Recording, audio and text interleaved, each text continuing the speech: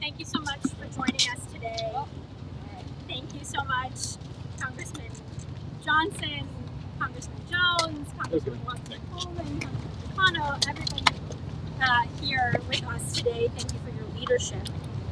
I'm Sarah Lipton-Luda, Executive Director of Take Back the Court Action Fund, and I've spent my entire career fighting for access to abortion and reproductive health care. It's that fight that brought me to Take Back the Court last year, when it became all too clear that the Supreme Court's illegitimate right-wing majority was coming for our bodies, for our futures, for our autonomy, and for our lives. This term, the court turned some of our worst fears into a terrifying new reality. It threw out half a century of precedent to strip away our right to abortion, the fundamental human right to control our own bodies. The decision to overturn Roe is going to cause countless people and families to suffer, most especially communities already bearing the brunt of disparities caused by our broken health, economic, and political systems. It's only been 3 weeks, and already we're seeing the devastating effects of heartbreaking story after heartbreaking story all across the country. Make no mistake, these are the outcomes the court wanted, and this is just the beginning. In his concurrence in Dobbs, Justice Kavanaugh goaded his allies in Congress to pass a national abortion ban. Meanwhile, Justice Thomas made clear that he wants the right to birth control, the right to marriage equality, slashed and burned next. Let's be clear. All of this is part of the radical right-wing justice's broader crusade.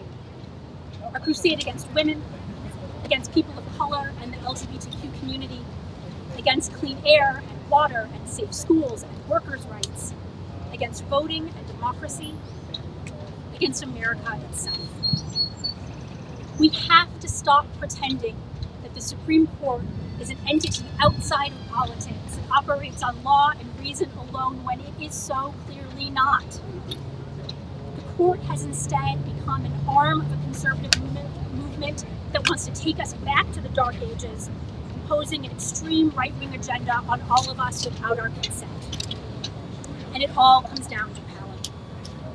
Republicans lost the popular vote in 7 of the last 8 elections, but despite being roundly rejected by the American public, they stole power back in the form of unelected right-wing justices. And now those justices are doing everything they can to ensure that power remains in their hands rather than the people's. They fancy themselves some sort of all-powerful oligarchy, setting the rules for our lives, our communities, and our futures, all without our say.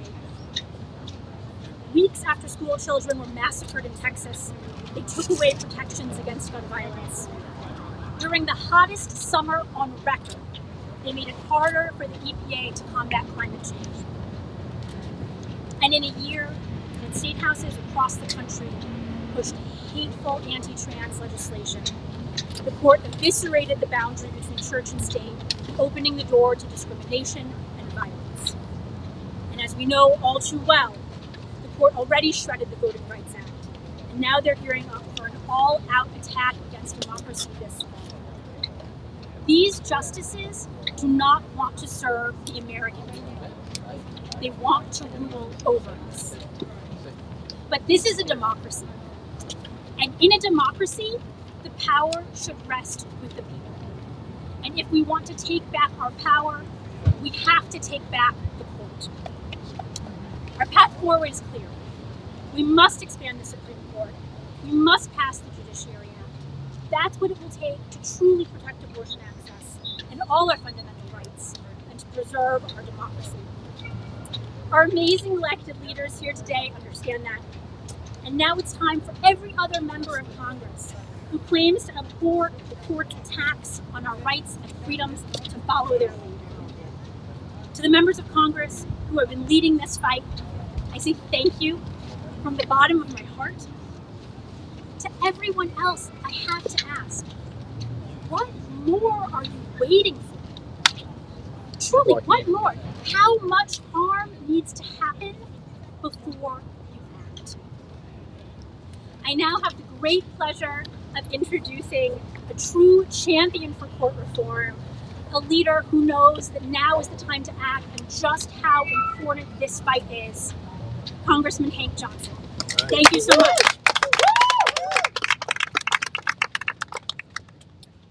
Thank you. Good afternoon, everyone. I'm Congressman Hank Johnson. I'm the proud sponsor, along with my colleague, Mondaire Jones, and also Chairman Jerry Nadler. I'm the proud sponsor of the Judiciary Act of 2021, which was filed last year, which would expand the United States Supreme Court and add more seats to it. I'm happy to be here today with Take Back the Court and all of my other colleagues from Congress who will speak to you in a few minutes. I'd like to thank everyone and all of the groups for your service to our country and your dedication to our democracy. And thank you to all of the groups who are not here, who are supportive of this legislation. Without your engagement and advocacy, we would not even have a democracy. So I want to applaud you for your efforts as great patriots of America. Ladies and gentlemen, in case you haven't heard the alarm bells clanging because you've been distracted by COVID, the pandemic, inflation, the war in Ukraine, and on and on and on the issues go, including January 6th, the insurrection. There are alarm bells that are clanging. If you listen carefully, you should be able to hear them. They herald a Supreme Court that is at crisis with itself and with our democracy. It is a Supreme Court where basic freedoms are under assault. Our Supreme Court, just in its first term together, it's an ultra right-wing Republican United States Supreme Court. In its first term together, it has wreaked unfathomable negative change to America, taking us backwards. They have a 6-3 supermajority on the court, led by none other than Justice Clarence Thomas, a 74-year-old spry individual who's just getting to the point where he wants to wreak his havoc on Americans. He's not leaving anytime soon, y'all. He's going to be there for at least 10, 15 years. The de facto head of the United States Supreme Court, none other than Samuel Alito, is a spry 72-year-old. You can see the gleam in his eye as he thinks about what he wants to do to decimate the rights of people and put us back in the dark ages. He's going to be there for a while. 72 years old. And then we have Gorsuch, we have Comey Barrett, we have Kavanaugh. Ladies and gentlemen, they are in their early 50s. They're going to be there for a while. This 6-3 majority, joined by the Chief Justice, Roberts, who's a young man also, only 67. You can see that we're in trouble on the United States Supreme Court for the next generation.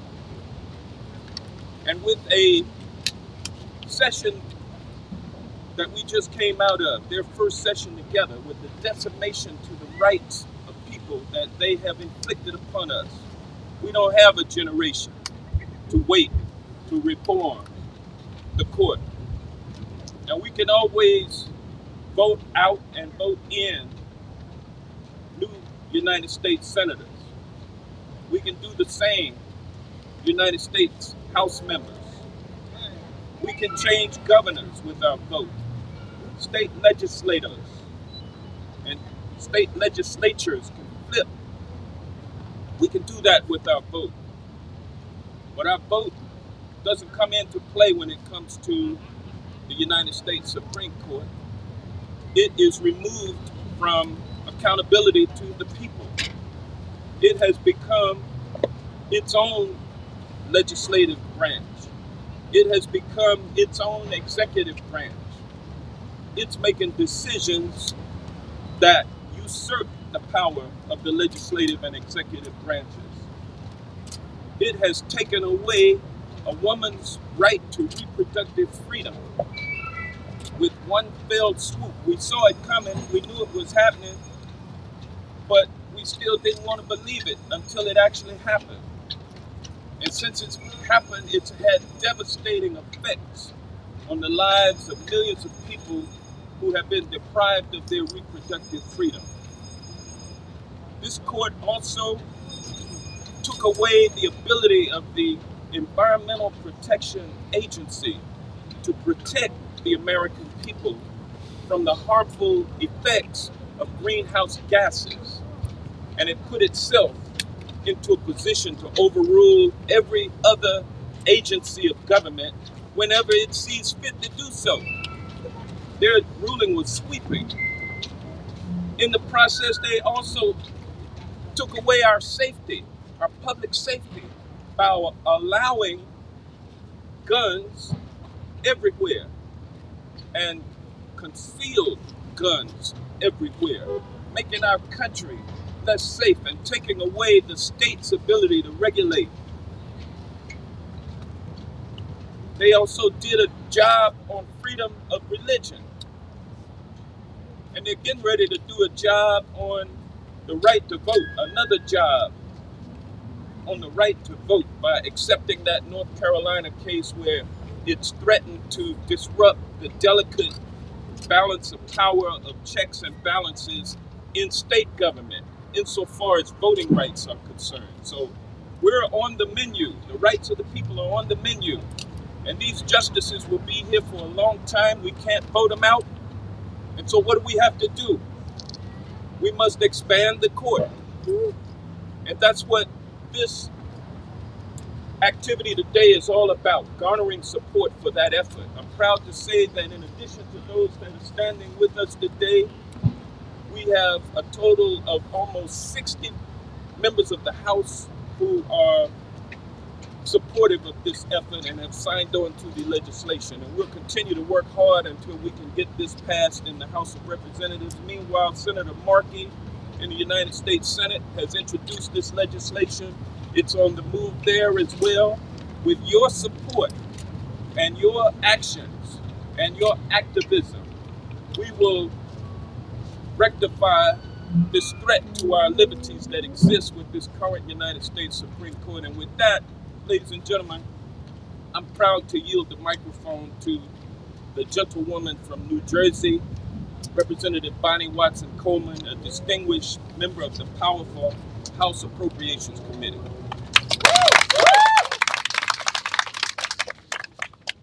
Good afternoon on this very, very, very hot day. But in that we are here, fully clothed, and suffering under the sun, we recognize the significance of this moment. I want to thank Representative Hank Johnson for inviting me, but also for sort of being the catalyst for this endeavor, thinking very forwardly and putting us in place to hopefully be able to do something amazing and important that we have to do. You know, you heard this, you're going to hear it again and again, because one thing we're learning from the other side is that while they continue to repeat the same evilness, we're going to repeat the warnings and the solutions. So forgive us if we sound redundant, but this is that moment. A month ago, 5 reactionaries in robes, decided that we don't have constitutional right to an abortion. In so doing, they showed us that they're willing to eliminate our freedom to make a decision about our own bodies. And the Dobbs v. Jackson Women's Health decision imposes the will of 5 unelected religious extremists upon nearly 330 million people. want to share a little story with you, because when we think of this whole issue of abortion, we have a tendency to think of the young child that gets raped, praise God, that He will protect her and help her to overcome her trauma. A young woman going through her reproductive years. So I had a conversation with someone I worked with very closely for the last 7 years, who told me at the age of 62, she was still having a period and was still sexually active with grandchildren. And she said, what if I got pregnant? There's no way at 62 I would have been in a position to really be a healthy mom to a new baby. And so not only is this impacting the decisions of young women and the protection of young girls and others who've been assaulted and raped, but it also impacts the decision of fully adult women who have this story to tell. But what they did with Roe v. Wade, it only scratches the surface of all the damage that this court has done to our country just recently. I mean, recently, this term. In just 1 month, it declared gun violence prevention legislation unconstitutional, rolled back Miranda rights, and weakened the separation of church and state. The legal reasoning in the Dobbs decision, which cites a 17th century jurist who believed in witchcraft, challenges our very right to privacy, and in doing so, it threatens other freedoms that are protected by that right. They will come for our right for contraception. They will come for our right to love who we love. They will come for marriage equality. They may not come for interracial marriage for the obvious reason. But we know that Clarence Thomas is chomping at the bit to get at our rights. The current court is a threat, not just to our country and not just to our democracy, but to our planet. Because last month, climate change, which is the single greatest existential threat to our planet, the court crippled the administration's ability to mitigate, to address, to think forwardly, and to remediate. This far-right extremists on the courts, they've made these decisions to act against the will of the human race, not to mention the American people. And while the court's growing legitimacy crisis is more visible now, more than ever, the conservative legal movement was eroding our rights long before Dobbs. In 2010, the court ruled that wealthy donors and corporations have more say in our elections than the rest of us. In 2013, it gutted the Voting Rights Act. In 2018, it put forth and upheld Trump's xenophobic Muslim ban. The court was dismantling our democracy before they overturned Roe v. Wade, and if they have their way, they're going to continue. Some might think what we're proposing is extreme. I think that it is reasonable, reflective, and responsible, because the moment that we're in right now is extreme. It is extremely dangerous to our democracy, and to our privacy, and to our rights. So we must use every single solitary tool that we can imagine to do something about this. And expanding the court is one of those.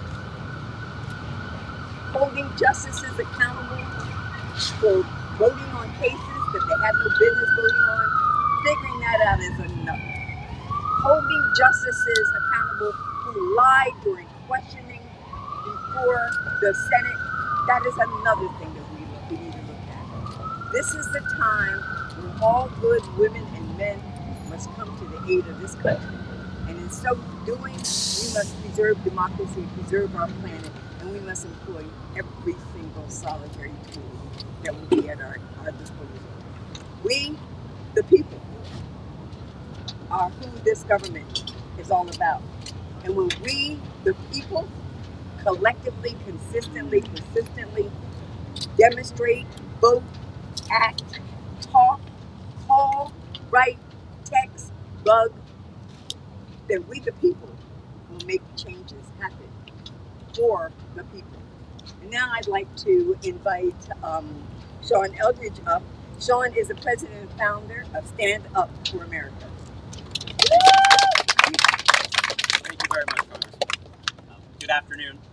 It's Congressman said, my name is Sean Eldridge. I'm the founder and president of Stand Up America. I'm very proud to be here today to represent our 2 million members across the country who are working to protect voting rights, to reduce the impact of big money in our elections, and to build a truly representative democracy. I want to thank Sarah and the whole team at Take Back the Court for organizing us today, and thank you to all of the co-sponsors of the Judiciary Act who are here to stand up for our fundamental freedoms. As the Congresswoman said, some would have you believe that calling for Supreme Court expansion is radical or unprecedented, but nothing could be further from the truth. Congress has changed the size of the Supreme Court 7 times in our nation's history. 7 times. Doing it again to protect our fundamental freedoms and our democracy is not radical. What is radical is how we got to today. Senator McConnell leaving a Supreme Court seat vacant for more than a year in order to block President Obama from appointing a justice in 2016, that was radical. And then turning around and confirming Justice Amy Coney Barrett 8 days before Election Day in 2020, that was radical. What the Supreme Court did this term, reversing decades of progress in just weeks on abortion access, gun safety, climate action, and voting rights, that was radical. Given how we got here and what is at stake today, inaction would be radical. The American people are not taking the Supreme Court's attack on our fundamental freedoms sitting down. We are mobilizing across the country to demand action. Congress has the power to rein in this extreme right-wing Supreme Court, and we are asking them to use that power. Just since May, our members at Stand Up America have driven more than 100,000 constituent calls and emails to Congress and submitted more than 10,000 letters to the editor across the country in support of the Judiciary Act. Our message today is that every lawmaker who cares about protecting our fundamental freedoms, our planet, and our democracy should co-sponsor the Judiciary Act right now and do everything in their power to help get it passed. As you can see by the growing number of members and organizations represented here today, the coalition in support of Supreme Court expansion is on the rise, and it is growing. And our next speaker is representative of just that. Last month, the League of Conservation Voters, for the first time in their history, endorsed Supreme Court expansion. And I'm proud to turn the mic over to their advocacy director for Judiciary and Democracy, Doug Linder.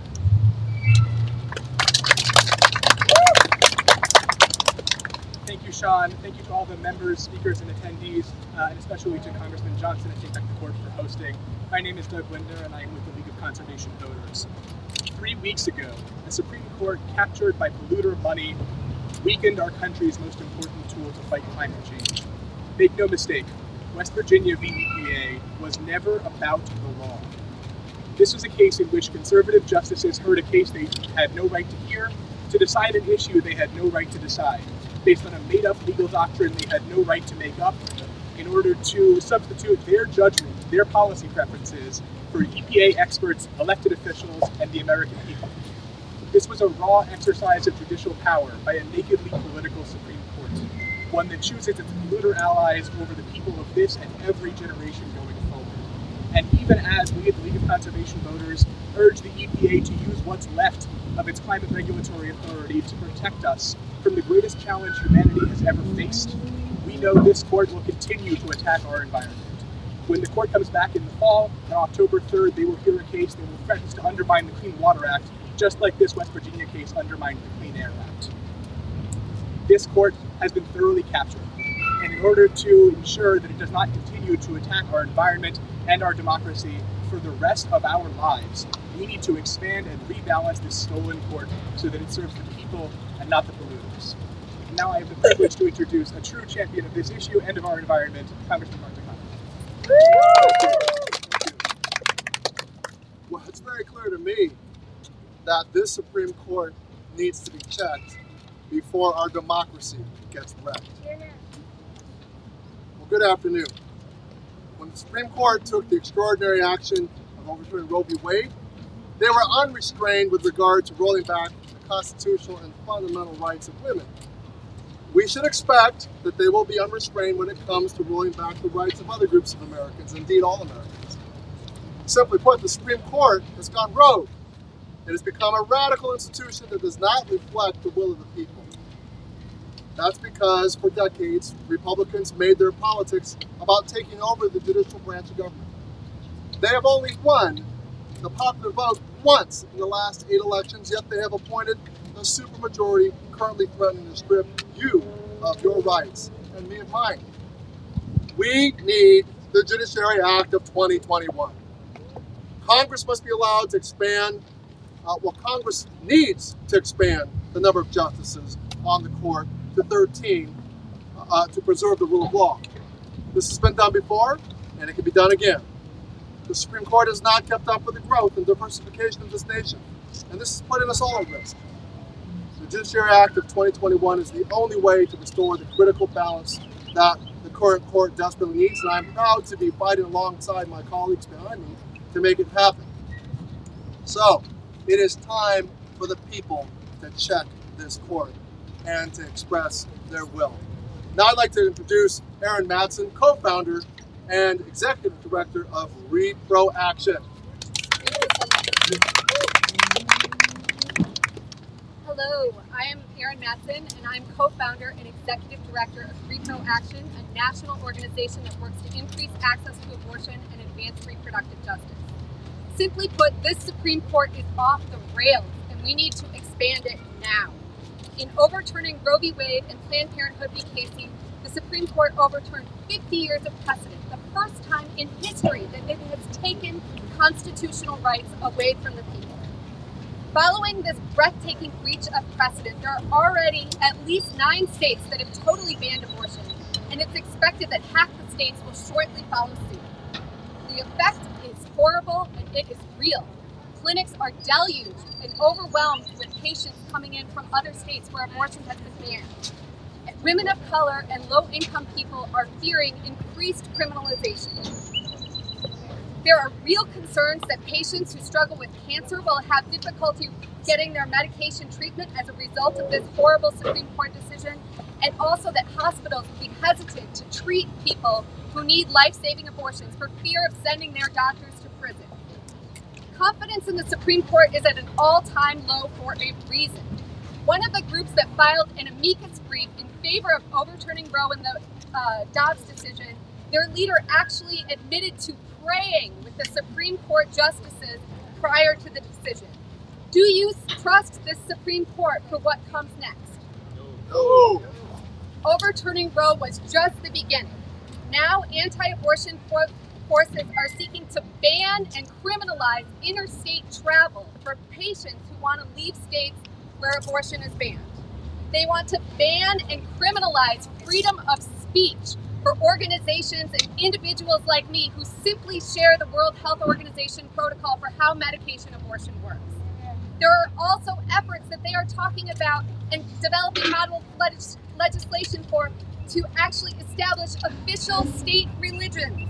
In short, with this stacked Supreme Court, the entire Bill of Rights is at risk. For abortion rights, for the Bill of Rights, for the future of democracy and individual freedoms, we must act now to save the Supreme Court and to save our country. We must pass the Judiciary Act now. And so I'm so pleased to introduce our champion and ally, Congressman Mondaire Jones. Thank you so much.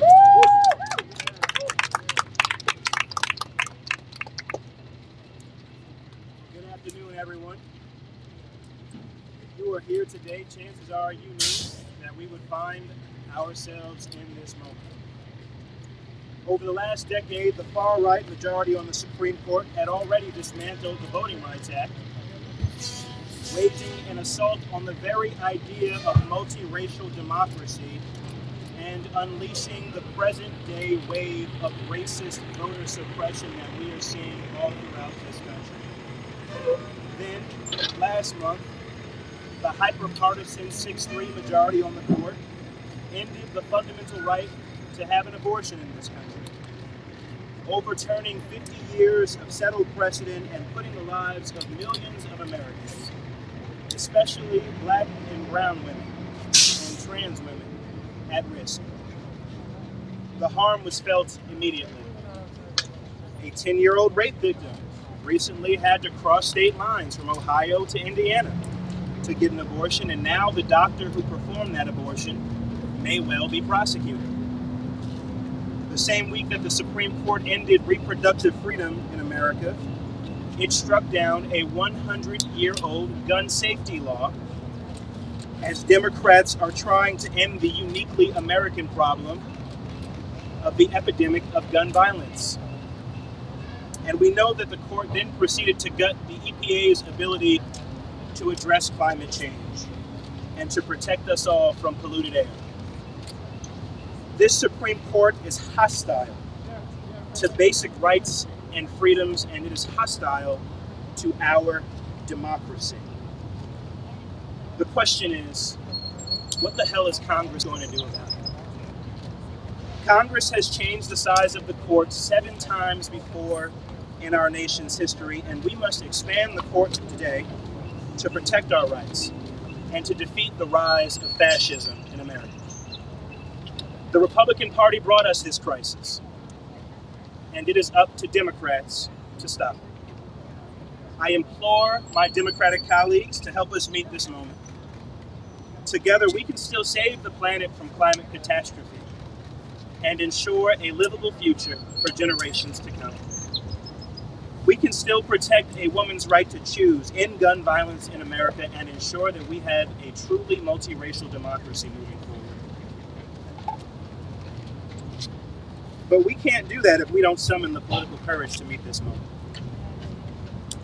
and to act boldly. We can't do it if we adopt self-defeating talking points that you sometimes hear on the Republican side about court expansion. It is a travesty. It is an embarrassment. It is a failure of democratic governance that only one additional person signed on to the Judiciary Act of 2021 after the fall of Roe. To my colleagues who say that if we expand the court, Republicans may do it back at some indeterminate time in the future. Understand that the nightmare scenario of GOP court packing is already upon us. That's how they got this far-right 6-3 majority in the first place.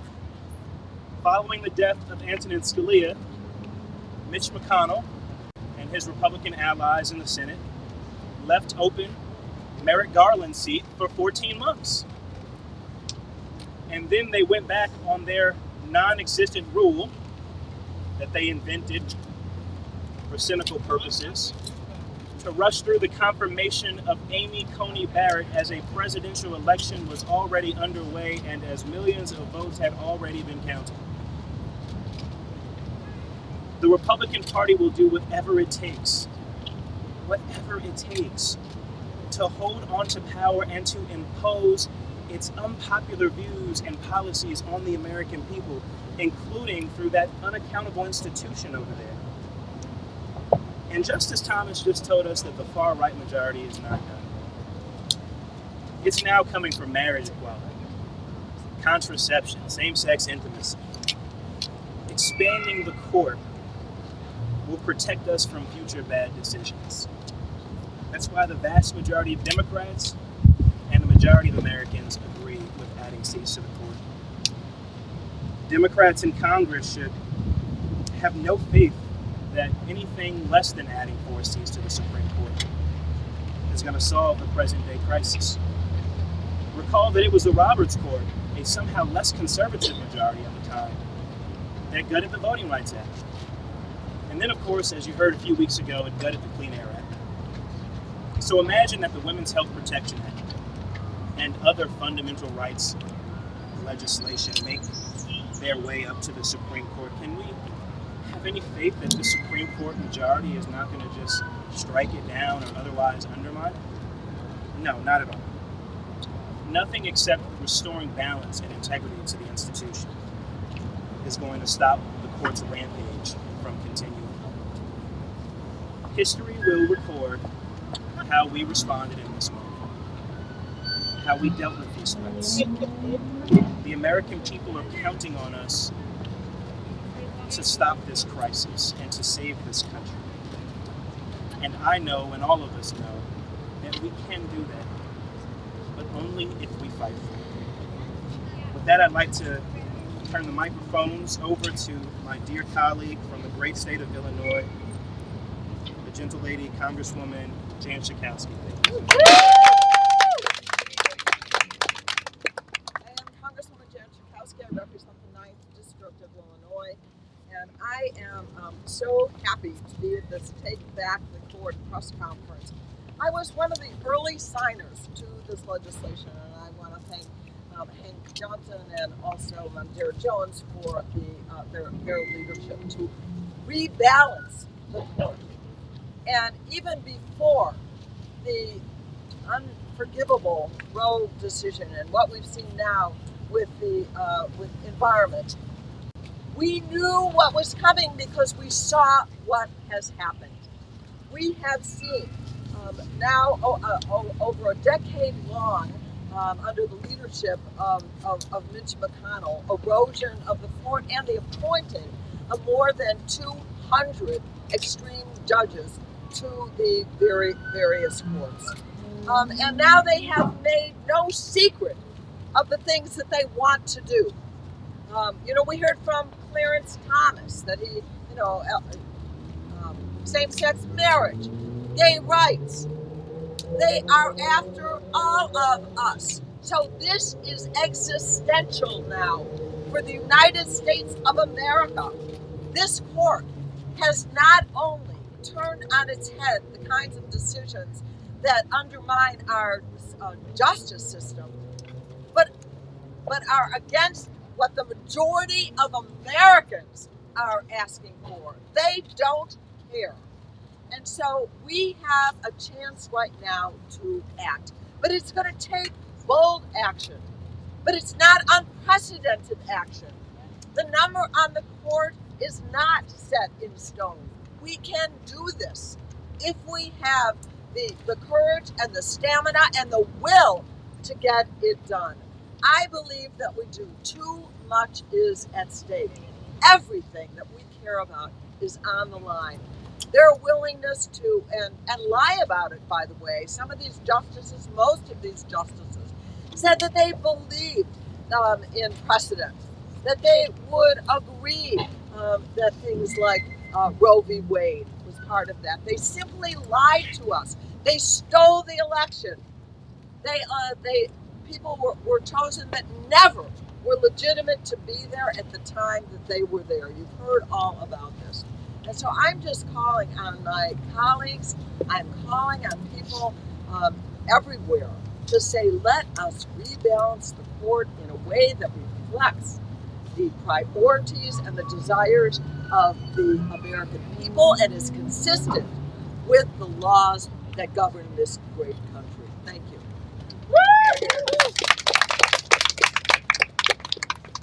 Thank you so much, Congresswoman Schakowsky, and I just have to say a special thank you for my hometown congresswoman, so thank you. And now I'm glad to introduce my friend and colleague, Katie O'Connor from the Net Justice.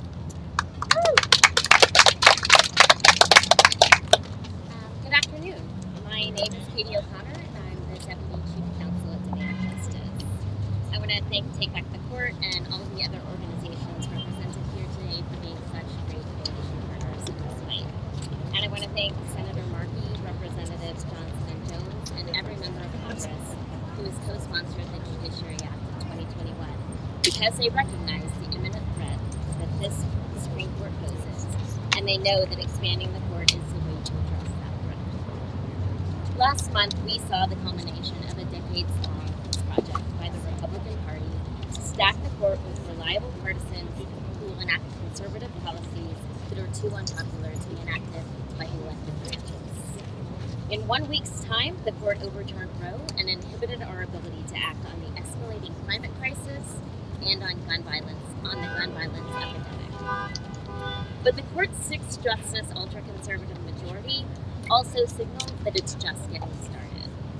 Affirmative action, anti-discrimination laws that protect LGBTQ people, and what's left of the Voting Rights Act are all in the chopping block next year. But most alarmingly, the court has agreed to hear a case that could give gerrymandered state legislatures unlimited authority over how federal elections are conducted. A result that, had it been in place in 2020, could easily have made Trump's effort to overturn the election successful. Adding 4 seats to the Supreme Court is the only reform that immediately addresses the threat this out-of-balance court faces. It's constitutional, it's been done before, and it's increasingly popular among the American public. Americans are more likely to support than oppose Supreme Court expansion by a 7-point margin, and that number increases with every unpopular decision this court makes. Our democracy is hurting, and if we don't act with the urgency this moment requires, we're poised for another 30 years of anti-democratic rule. Every Democratic member of Congress needs to co-sponsor the Judiciary Act of 2021, and they need to hear from their constituents until they do it. Thank you for your time, and I'll pass the floor now to Congressman Andy Levin, one of our champions on this critical piece of legislation.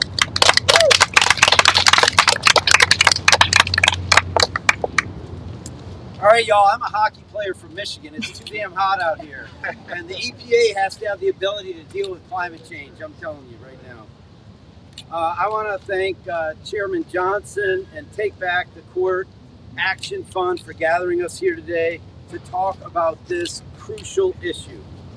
Look, I came here to expand rights, not to watch them be contracted. And let's take a moment to celebrate the 9,100 people who work in these buildings. Just saying, Senator, these buildings, not those yet, but you'll get there. In these buildings in the Capitol, 9,100 workers in the House of Representatives today have their new right to form unions and bargain collectively come into action because of the resolution we passed that I proposed back in May. And 8 offices, I guess, have announced that they're organizing. So let's expand rights in this country, not contract them. And our democracy is hanging by a thread. I've said it before, and I'll say it again. America is supposed to be a secular democracy, not a theocracy.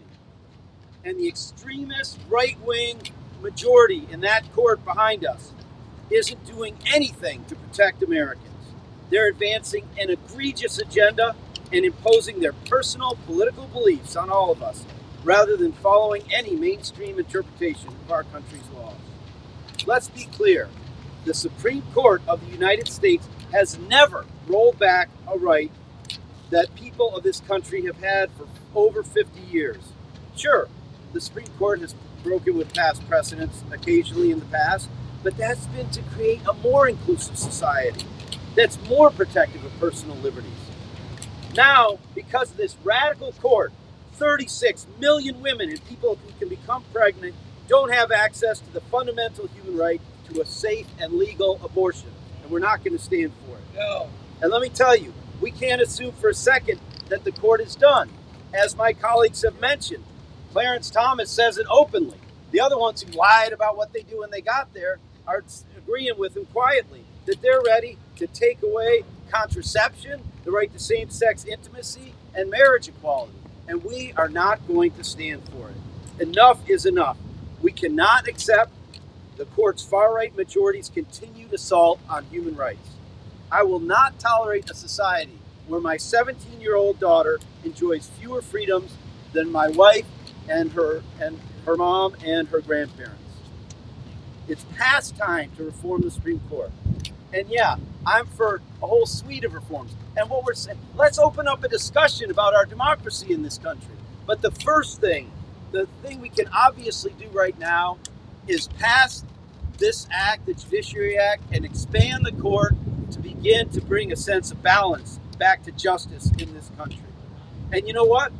We're going to continue on call on our senators, our colleagues over on the other end of the building, to abolish the filibuster and pass meaningful legislation like the Women's Health Protection Act to enshrine abortion rights in statute. Because let's be clear, the Supreme Court gets to interpret the Constitution and our statutes, but Congress still writes the laws. So let's elect enough freedom and human rights loving legislators and get it done. But we need people of courage to stand up and help expand this Supreme Court right now. We want to restore voting rights. We want to restore abortion rights. We want to tackle climate change. And without urgent and sweeping reform, we're never going to get the true freedom and justice that we all believe in for this country. Let's get this done. It's time. It's a moment of courage. I'm calling on all my colleagues to join us. And now I'd like to introduce, from the National Center for Lesbian Rights, Julie Gonin.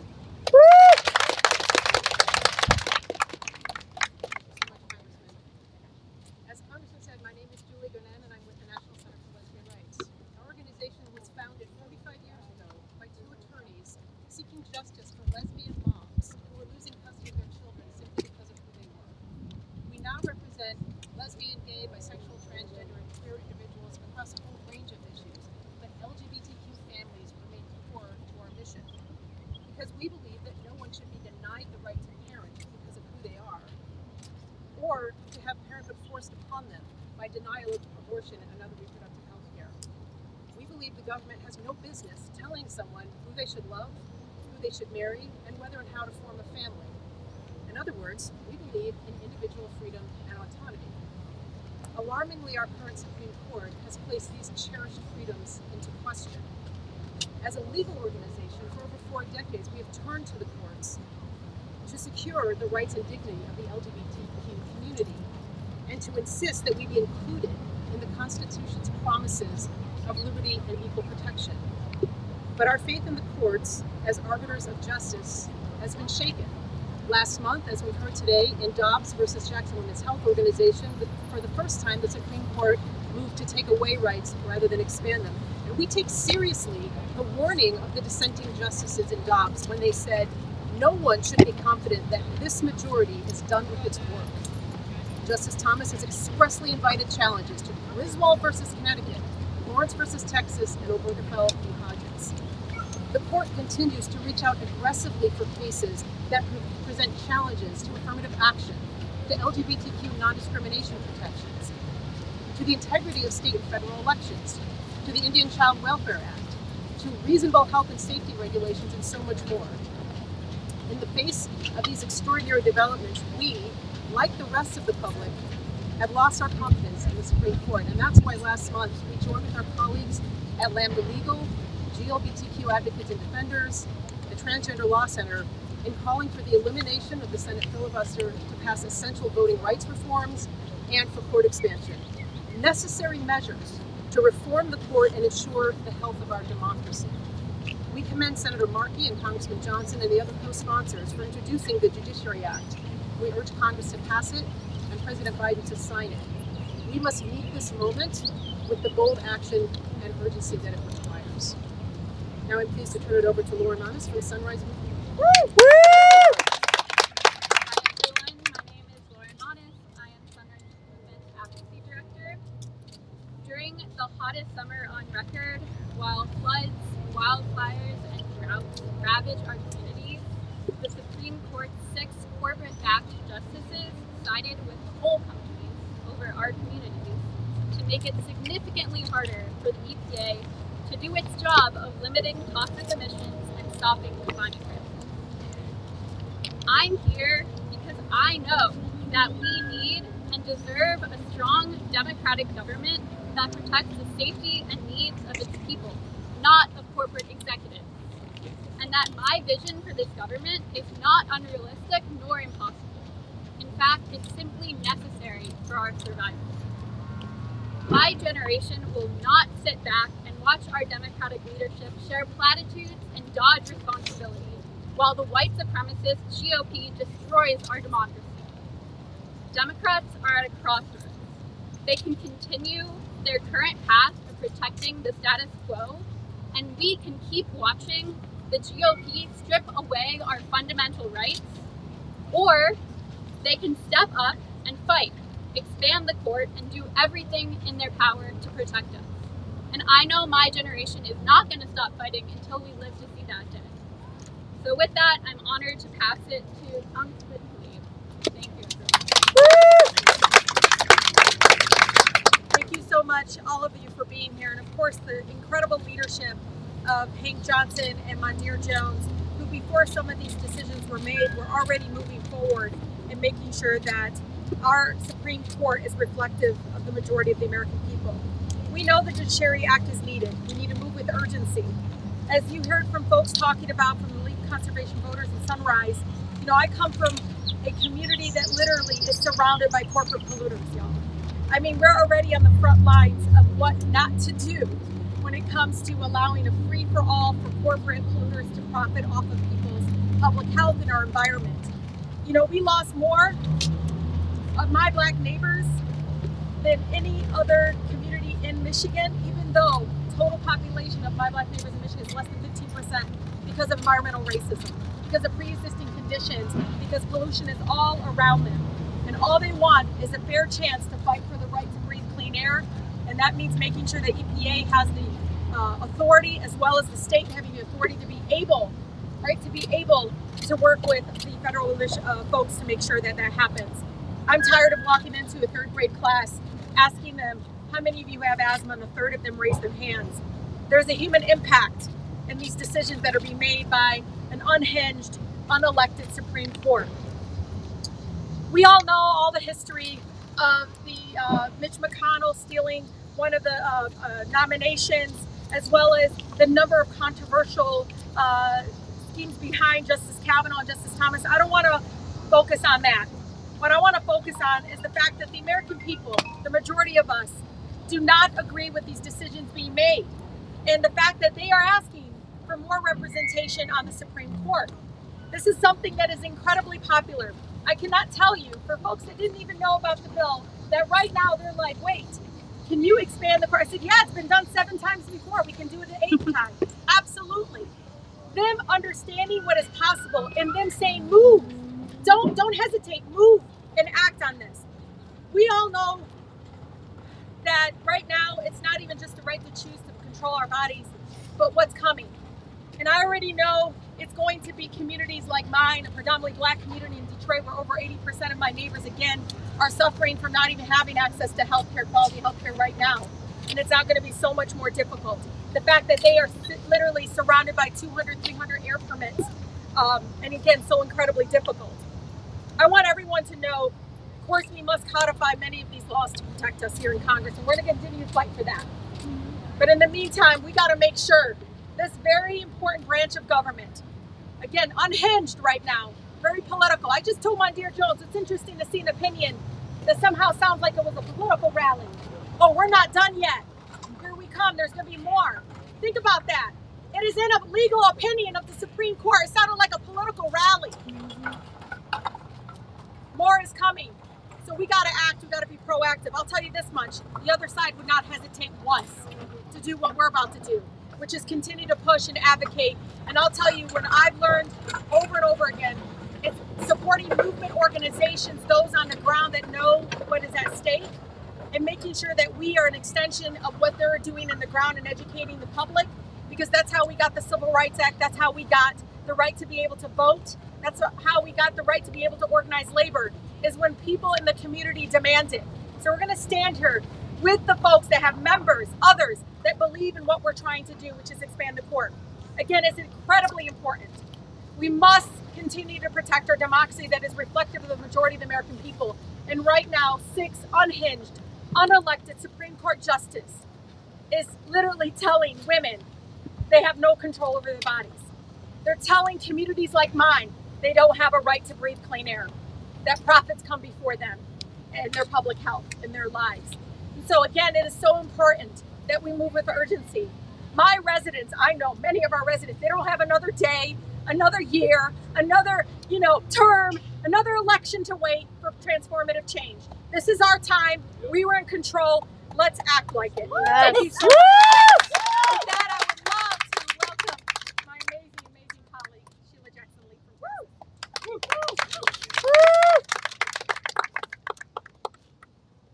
Let me first of all acknowledge my chair on the Judiciary Committee as we co-chair different committees. Thank him for his leadership, my colleague and friend, Congressman Hank Johnson. And then, of course, my colleague who is newly here, but is not newly to the fight for justice, Congressman Mondeir Jones. And to Senator Markey, who we look to on the Senate side for light, justice, freedom, and equality. And thank you so very much. With my many other colleagues, Andy is left here, but the long list of colleagues that are here, and to the 90 organizations and those of you who are here, it is the work of the people. We are here on the grounds of the People's House. And so it is extremely important that these organizations are seen and as well are heard today. Let me be very clear on the importance of this. An early morning flight after being rejected on flights earlier than this, to be able to get from Texas to land here in time to be here for this press conference, because it is embedded in my DNA. The reason is that this press conference stands on HB 8, House Bill 8, which is the most outrageous anti-abortion bill that now has spread its tentacles of disgust across America.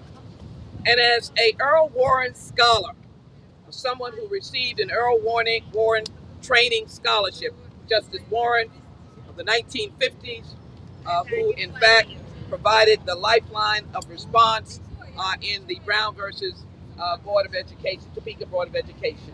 The kind of concept that we all have of the court. By the way, Justice Warren was a Republican. Justice Warren was a Republican.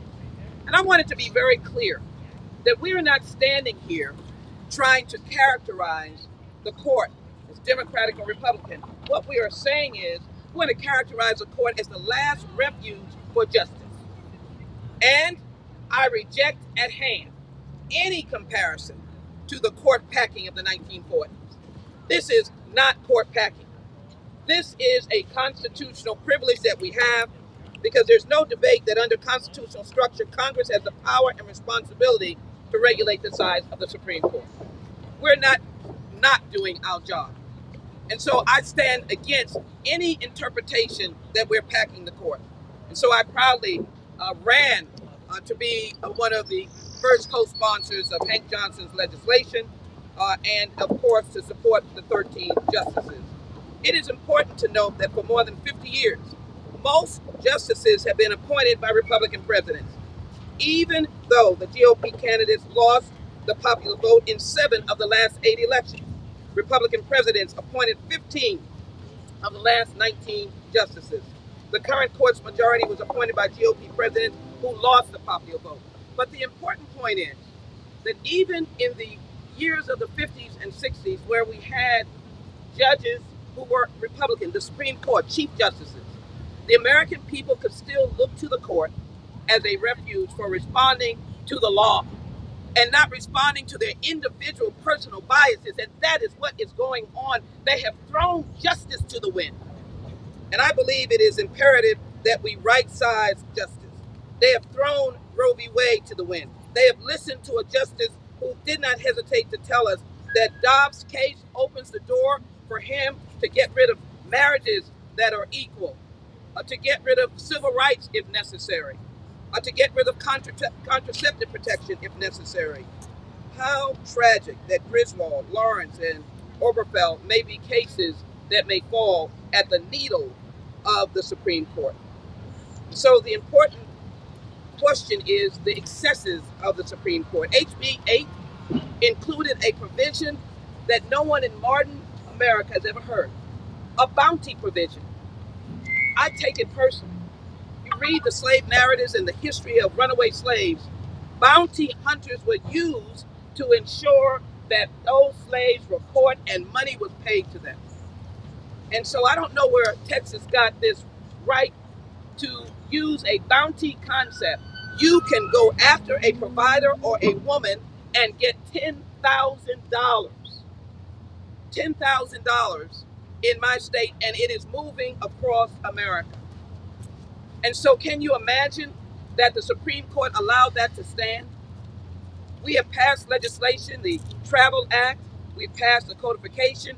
Amy Klobuchar have introduced an anti-stalking to stop anyone who tries to interfere with you getting your health care, and we criminalize it. Let's have enough courage, because somebody can die.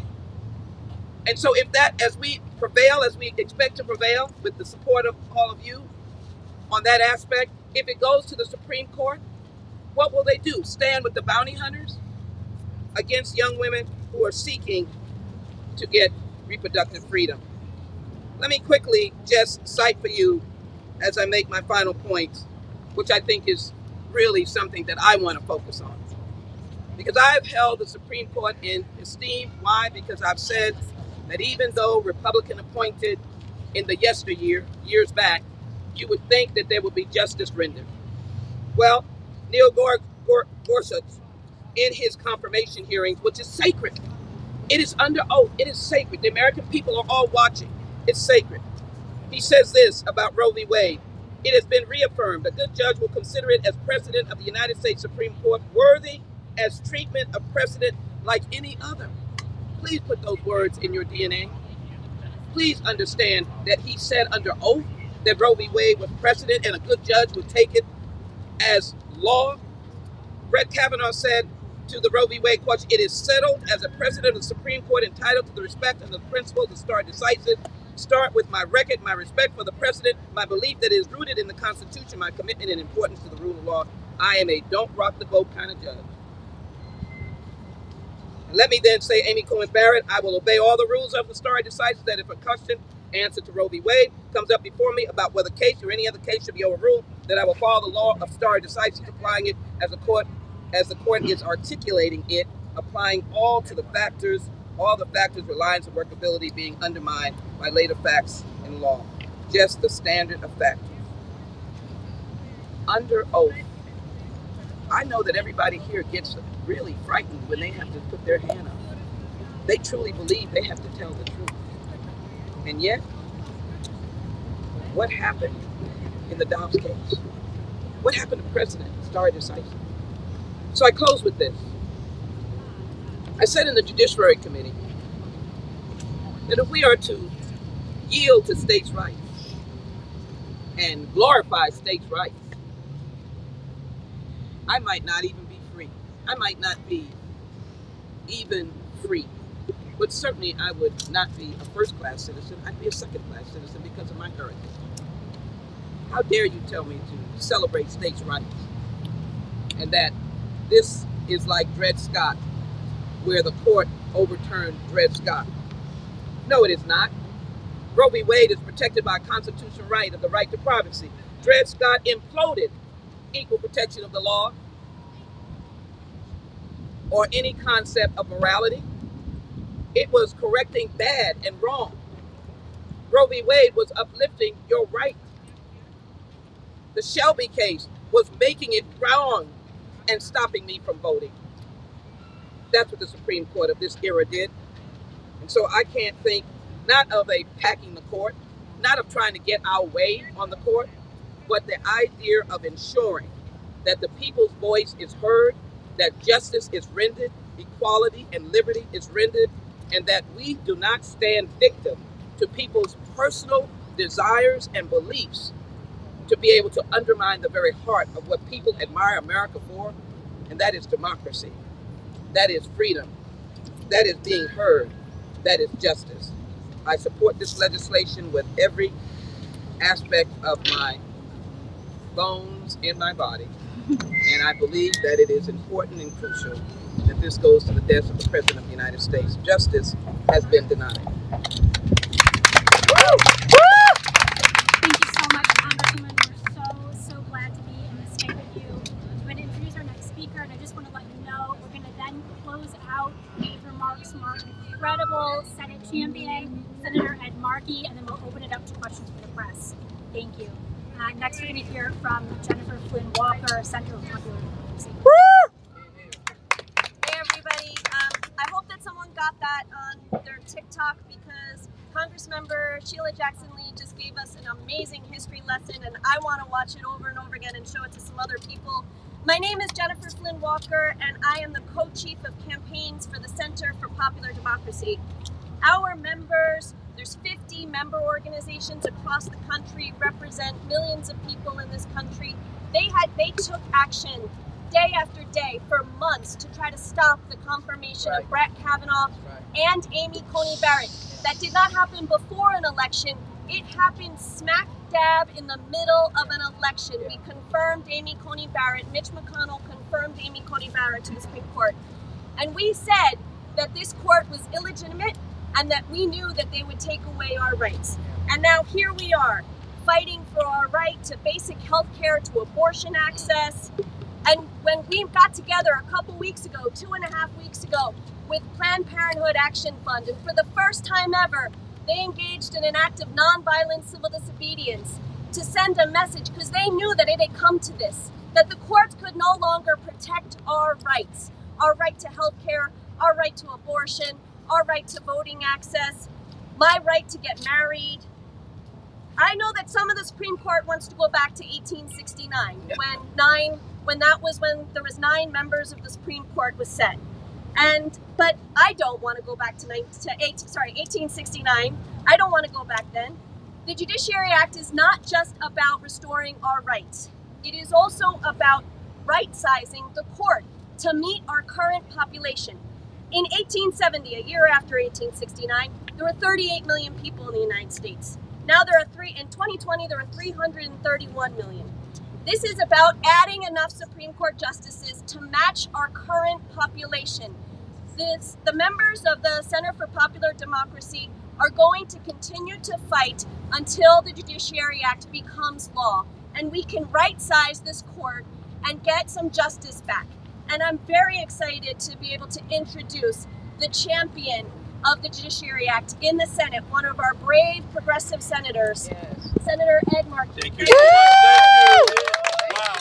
Thank you so much.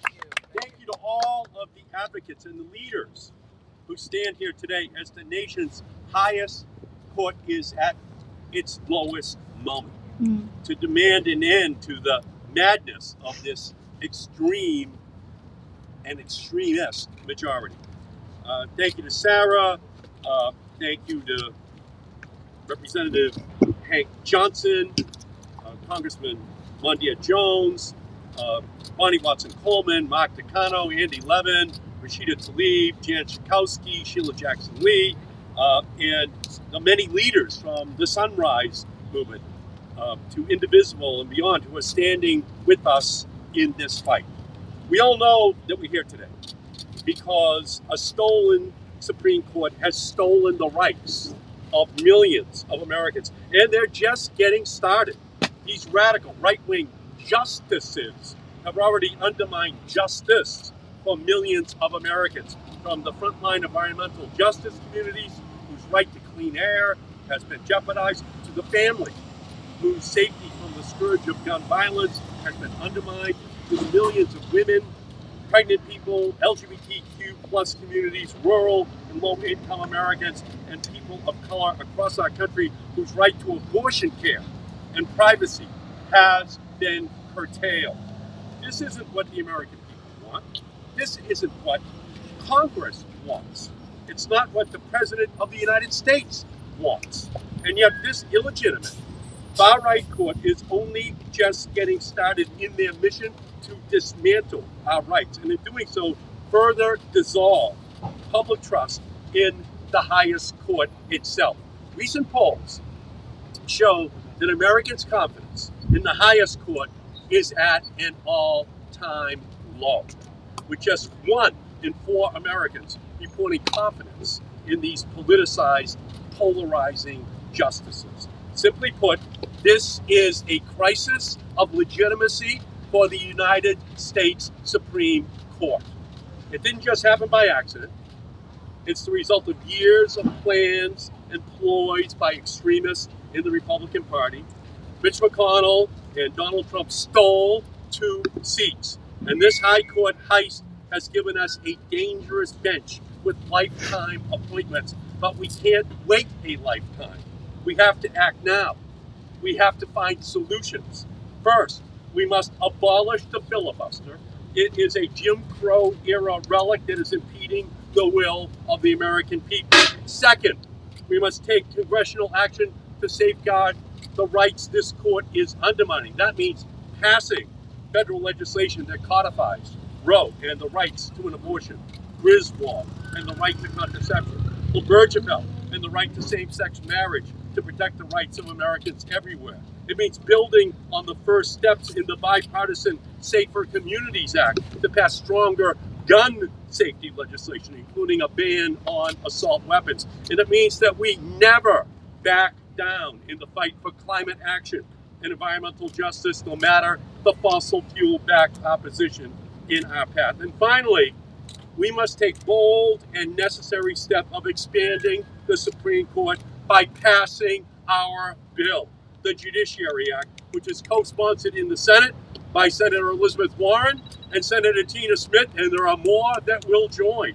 And it's been introduced in the House of Representatives by Congressman Johnson and Jones, who are here today, and Judiciary Committee Chair Jerry Nadler, and it's been co-sponsored by dozens of House members. We need to restore the legitimacy of the court, because even though it's hard to imagine how the decisions from this term could have been any worse, I feel that all it is a preview of coming atrocities from this Supreme Court, a preview of what is ahead in the next couple of years, in the next couple of decades from this ill-gotten majority. With this decision in West Virginia versus EPA at the end of last month, expressly invoking for the first time the so-called major questions doctrine, the Supreme Court limited the EPA's ability to fight climate change. And with that decision, the far-right court gave us a preview of what is to come. That's because with the West Virginia decision, the High Court has now weaponized an obscure judicial doctrine to tie the hands of federal agencies and prevent them from taking the most bold and biggest actions, the most innovative actions needed to solve problems facing us today. Problems that endanger health and safety and welfare of the American people. That's what West Virginia versus EPA is all about. It's an attack on Congress's authority by backward-looking justices hostile to good government. Down the road, we will see what this will mean. It will mean things like making it impossible to actually put restrictions on e-cigarettes and getting them out of the hands of children. Rules that would halt the production of highly dangerous but untraceable ghost guns. The West Virginia decision is just another example of the harm this stolen Supreme Court has caused and what it does portend. That's why we need to take back these stolen states. We just cannot sit back as a captive court captures our rights. Expanding the court is constitutional. It has been done before. We can do it now. And the reason we support this approach is that it is constitutional. It is immediate. And it does the job of dealing with the crisis of today. There are 6 justices on this Supreme Court. 5 of them could serve for 20 more years at a minimum until 2042. The American people can't wait until 2042 to rid ourselves of this ill-gotten majority. We have to act now in order to make sure that we reclaim those seats so that the American people have a Supreme Court that they can be proud of. Thank you all so much for being here today.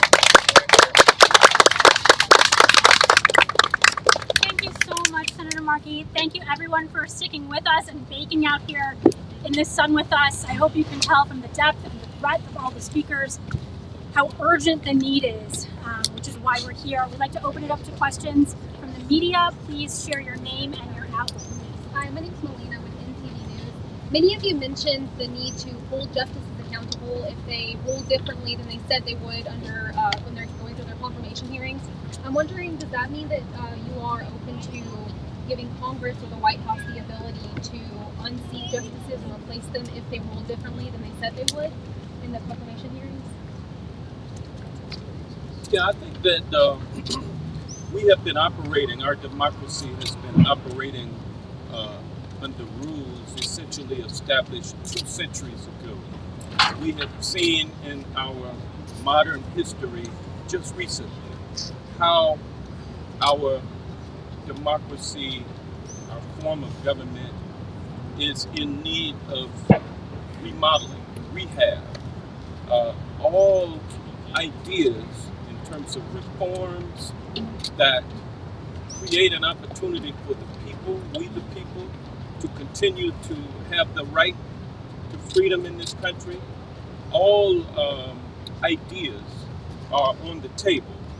But let's face it, our Congress is slow to act, in part due to the process, the antiquated process that we operate under. Rules like the filibuster. So these things impede our ability to move swiftly in the 21st century. So Congress needs to work on its own processes as we work on the processes of the executive branch and the judicial branch. That is the prerogative responsibility, in fact, of Congress. And so in the short term, passage of the Judiciary Act of 2021 will accomplish a rebalance of our court and unpacking of our court so that it reflects a modern day America in all of its diversity and in all of its thinking. Hi, Adeline Von Draley with Real Clear Politics. Biden and his administration have repeatedly said that they do not support expanding the court or what some people call packing the court. What happens if somehow the Senate abolishes the filibuster, passes the Judiciary Act, but Biden is not willing to sign it? There is going to be a rising tide of opposition to this Supreme Court.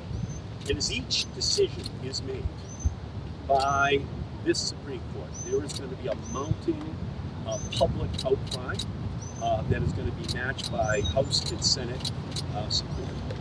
And I think ultimately it's going to become very clear that this law must pass. The court must be expanded. Abe Lincoln did it during the Civil War. We must do it during this incredible political war that has broken out in this country to make sure that we do not lose. Otherwise, it's like the kid down the schoolyard that constantly has their lunch money stolen. If we don't do anything, then the Republicans win. And I think that's going to become very clear as each day goes by. And ultimately, I do hope that President Biden would sign that. Izzy Angeli from NHK. Obviously, there's a lot in the legislative queue right now, especially before the August recess. What exactly is it going to take for the final passage, or even some movement, since this has been somewhat stalled since 2021?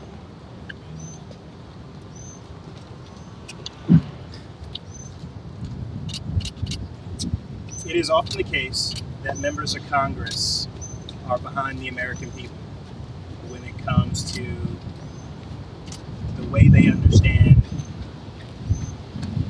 this country to be and where we need to be moving forward in terms of fundamental rights and other legislation.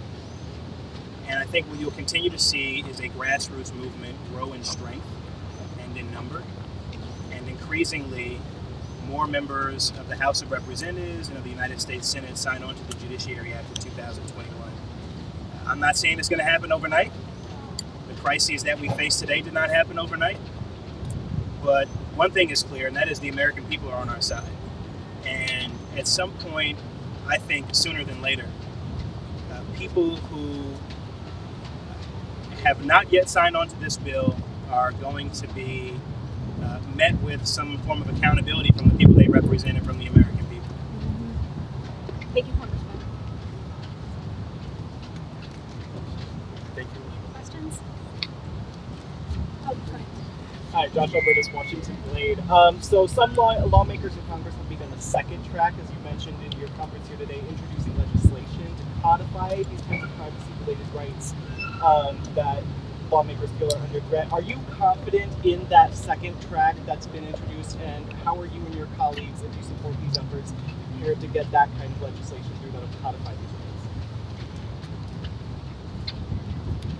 Congress, we usually don't like to use absolute, but I'm absolutely confident. We've seen the passage of the codification of Roe v. Wade just last Friday. We have seen the passage of a bill that stands on the constitutional right to travel. As I indicated, I've introduced the anti-stalking vigilante bill to stop people from interfering with reproductive rights or abortion rights. You will see the effort to respect everyone's right to marry who they want to marry. And I suspect that there will be a strong support for all of these legislative initiatives. And I will suspect that in the Senate, it is a different atmosphere now. And because we have to be dual track, one dealing with the reversal of the Supreme Court decisions, and what do the American people look to? They look to their legislative body, particularly Congress, to represent the majority of their views. And you will find that the majority of the views of Americans are for democracy, for the right to privacy under the 9th Amendment, for the right to reproductive freedom, voting rights, the right to breathe clean air, and certainly the right to marry. So I do believe that we'll have the momentum behind us, but we're already introducing these bills. Sometimes Congress has been slow in introducing the bills. They're not. We're introducing these bills. We're securing sponsors from all over the landscape of the Democratic caucus, and we welcome anyone else to join us. And there will be a movement urgently to move this legislation because we have to answer to people who are suffering. The way we have it right now, under the imploding of the rights of reproductive freedom, if we really have threats of death to providers and those women seeking their reproductive freedom, we don't know what the next step will be of someone trying to stand in the way of someone traveling or someone going into a legitimate clinic, maybe in a state that has the right to abortion. We don't know what is going to happen. We have the obligation to protect the American people. We do know that voting is in jeopardy since Shelby, and we're coming on the election, and you have people asking us, are we going to be safe in voting? We've got to do something. So I believe, and certainly what Justice Thomas said on the issues of contraception and marriage, it is crucial that we protect marriage. I think there is a movement, a momentum, a push by the American people to do justice and to do it justly. And they're asking us to do our jobs, and that's what we're doing. You should not forget, though, that anything that the legislature passes, the Supreme Court is the final arbiter as to whether or not it is constitutional or not. And so that gives you some idea of this second track that you're talking about. Yes, we can pass legislation, but that legislation will be challenged across the street. And this right-wing, Republican extremist Supreme Court, which has been captured by moneyed interests, the future is not bright with the current arrangement. So that's why we need to pass the Judiciary Act of 2021. Thank you so much, Congressman. Thank you, everyone, for joining us today. Congressman Johnson, Senator Markey, Congressman Jones, for your leadership on this bill. Congressman Jackson Lee, thank you so much for being here. My amazing advocacy colleagues, I will not make you stand out here while I say your names. And thank you, everyone, for staying. If you have additional questions, you can reach out to folks and take back the court t-shirts, or I'm sure anyone else here would be happy to take your questions. Thank you so much.